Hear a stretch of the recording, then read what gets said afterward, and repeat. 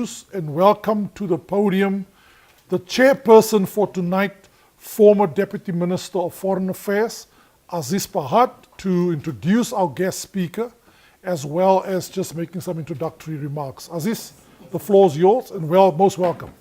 On behalf of AMEC, Sachi and KEF, to welcome you all to tonight's discussion. As Chris says, we tend to have these discussions every 4 or 5 weeks, and this is our first one for this year.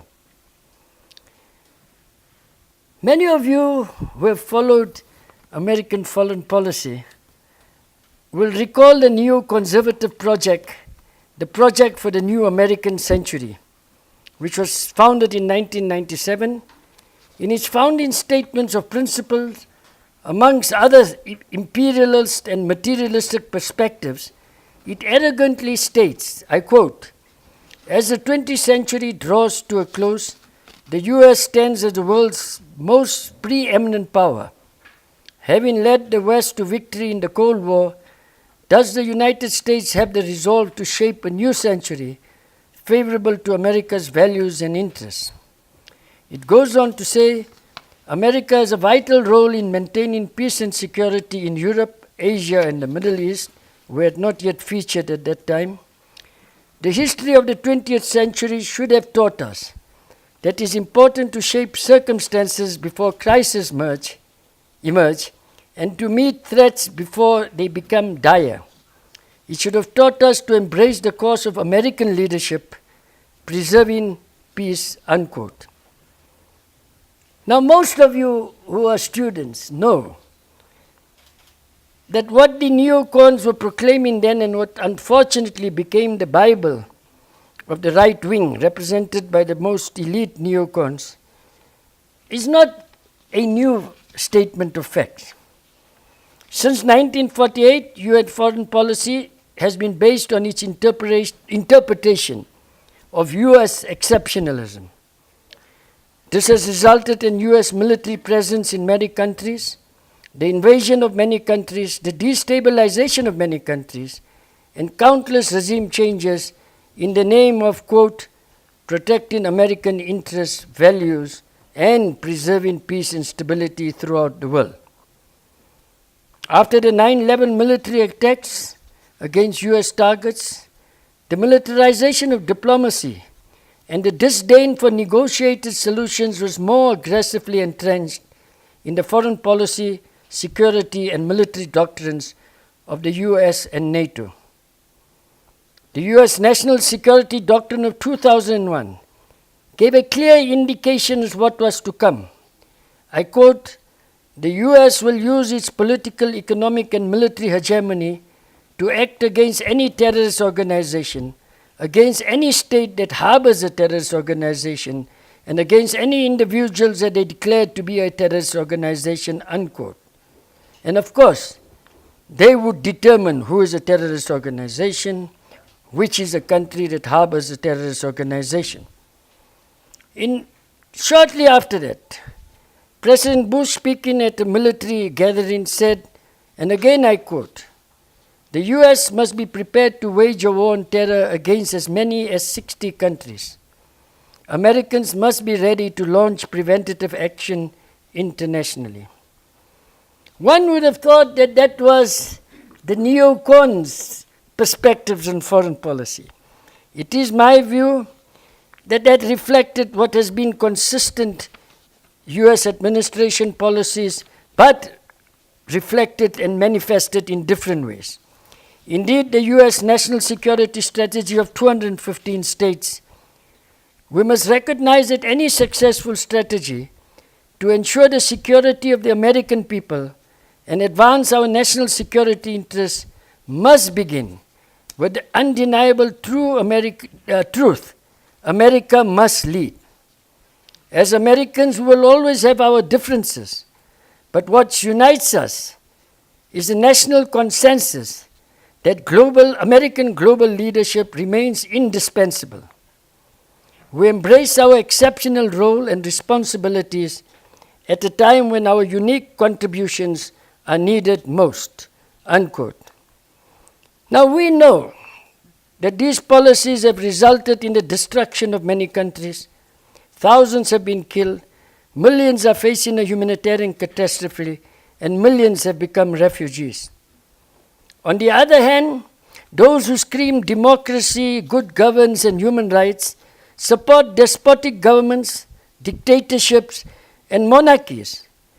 And any government or NGO seeking genuine self-determination, sovereignty, territorial integrity, and economic independence are treated as enemies. The militaristic and ultra-rightist rantings and ravings of some of the present US presidential candidates today are reminiscent, unfortunately, of similar sentiments in the late 1930s and early 40s, and the worst days of the Cold War. Unfortunately for us and the new generation, and indeed I want to say with many academic institutions in South Africa, perception management has reached a dangerous level, and many in the world are ignorant about military activities in Africa and regime change. The Pentagon's new manual on war 2015 blatantly reflected that the US regards the control and manipulation of the soft power weapon, which merges psychological operations, propaganda, and public affairs as strategic communications, unquote. The reality is that today, liberal interventionists and neocons in the USA and the military-industrial complex use perception management to brainwash not only the majority of US people, but I want to believe many in the world, and indeed many in South Africa, through the constant propaganda of the mainstream media, the think tanks, universities, and so-called analysts and experts who tend to disguise the real objectives of humanitarian intervention to achieve regime change under the smokescreen of democracy, good governance, human rights, and development. We are well aware that in 2014, President Obama announced that the US Africa Command would set up a joint force command center in Liberia to support US military activities and help coordinate US and international relief efforts to fight the West African Ebola outbreak efforts. It is my view that the most of the propaganda was not on the military, but was fighting Ebola. The strategy of winning hearts and minds was extensively used in Vietnam, Latin America, and Asia. Now it is becoming a reality in Africa. I am very happy that tonight's speaker, Nick, has written extensively about this. In a briefing to the US Senate Committee in 2015, the African command head said, and I quote, "The network of Al-Qaeda and its affiliates continues to exploit Africa's ungoverned regions and porous borders to train and conduct attacks. The Islamic State of Iraq and the Levant is expanding its presence in the north. Terrorists with allegiances, multiple groups are expanding their cooperation in recruitment, financing, training, and operations, both in Africa and trans-regionally." And it is important for us to remember that, because we tend to forget the level of cooperation that's taking place with extremist groups in North Africa and the Middle East with similar groups on the African continent. The recent attacks in Burkina Faso and Mali is just a reflection of this growing tendency. So the commander went to say, where our national interests compel us to tip scales and enhance collective security gains, we may have to do more, either by enabling our allies and partners or acting unilaterally. I would want to suggest that it was more in the level of acting unilaterally that Americans' track record can be looked at. The briefing concluded with the words that the spillover is threatening US interests in Europe, the Middle East, and now the African continent became something on their radar. The question that we must ask is, what are these US interests? We don't have to look too far, because I think the American system allows no secrets to be kept. General Ham, the then head of AFRICOM, said, and I quote, "Our purpose is twofold. One, to protect the US homeland, American citizens abroad, and our national interests from transnational threats emanating from Africa. And two, through sustained engagement, to enable our African partners to create a security environment that promotes stability, improved governments, and continued development. Should preventative or enabling efforts fail, we must always be prepared to prevail against any individuals or organization that poses a threat to the United States, our national interests of our allies and partners. One of the military tasks of AFRICOM military tasks will be to ensure US access to and through Africa in support of global requirements," unquote. While we can't be complacent of the dangers of the growing relations between extremists in North Africa, the Middle East, and Sub-Saharan Africa, we must more critically ask the question, are these and other proliferation of other such groups not the rationale and justification for increased US NATO military involvement in Africa? Do we sufficiently understand the root causes of terrorism and the role of major powers which create these groups and somewhat support these groups either through its surrogates or directly? And if you study this subject, and our speaker is one of the experts on it, a lot of what I'm saying I've learned from his writings. The former CIA analyst for the Middle East, Graham Fuller, recently wrote, "The US created the conditions for the emergence and growth of extremism and terrorism." He cited examples of regime change in Iraq and Libya and the policies imposed on those peoples by the coalition forces.